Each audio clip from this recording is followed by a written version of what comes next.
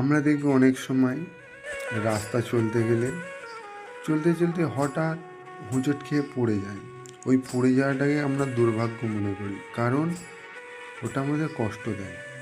কিন্তু ওই পড়ে যাওয়াটাকে যে দুর্ভাগ্য মনে করে, তার মতন বোকা মানুষ কেউ নেই। কারণ জীবনে চলতে গেলে যেরকম অনেক হোঁচট খাবে, পড়বে, তবেই তুমি শিখতে পারবে যে ওই রাস্তাটায় আমাকে কেমন করে চলতে হবে, যে ওইখানে বেঁকা উঁচু ঢালা রাস্তা আছে, আমাকে ভালো করে দেখে শুনে পা দিতে হবে। এরকম আমাদের লাইফটাও ঠিক এক্স্যাক্টলি সেম ওরকম।